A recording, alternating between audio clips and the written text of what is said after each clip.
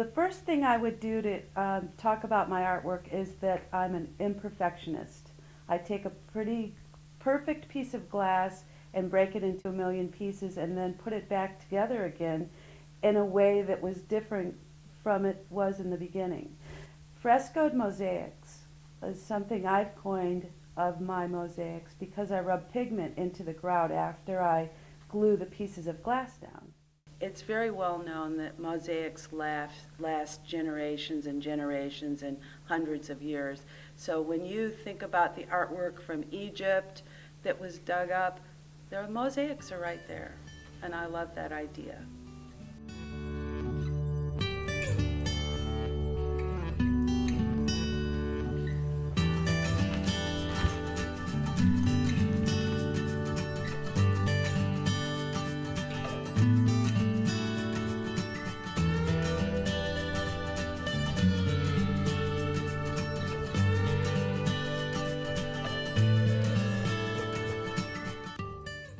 What inspires me most about Fort Pierce is all of the people that support you in what you do.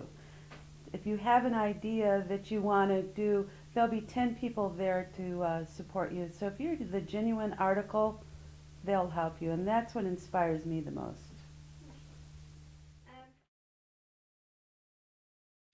Zora Neale Hurston is this wonderful, wonderful woman. I did the transit benches for St. Lucie County, and I have two with Zora Neale Hurston.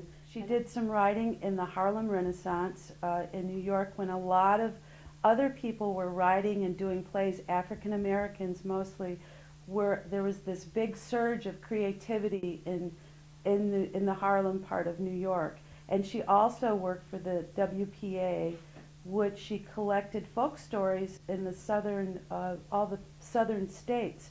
So she was this great lady.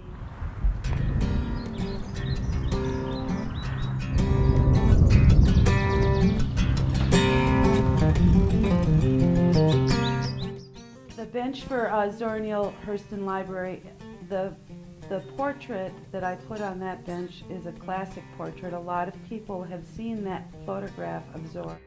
She has an artist tam on her head, a fur around her shoulders, and this feather. And the Highwaymen were a group of African American artists that were not able to show in galleries. Ludicrous. Isn't that crazy? So what they did, because they had to had those things against them, that they decided they were going to sell their artwork anyway.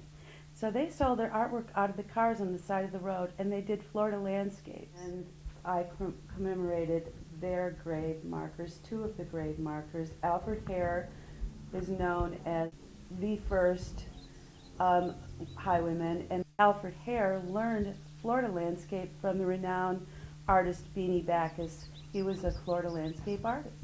Livingston Roberts was a highwayman that passed away a few years back. His family had me do a mosaic of one of his paintings of the Royal Poinciana tree, which is a trademark of the highwaymen.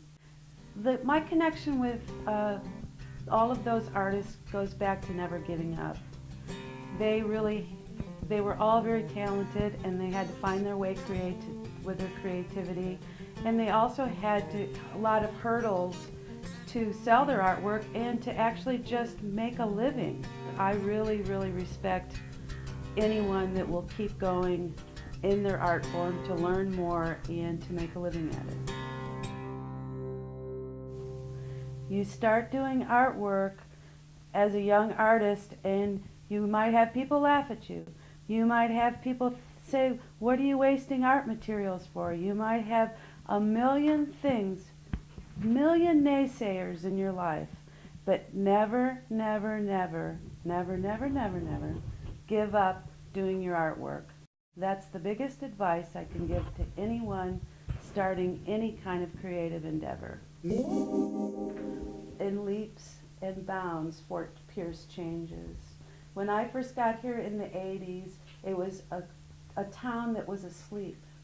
But I really felt like there was an underlying creativity in Fort Pierce, and that's why I stayed here so long. And now there are plein air painting, there are art shows everywhere, there are student art shows, there are so many different kinds of art forms here that has really become a mecca of art. And you'll see in your lifetime, you're going to see this place grow even more, and people will flock to come here just to be able to make art here in Fort Pierce. That's what I believe.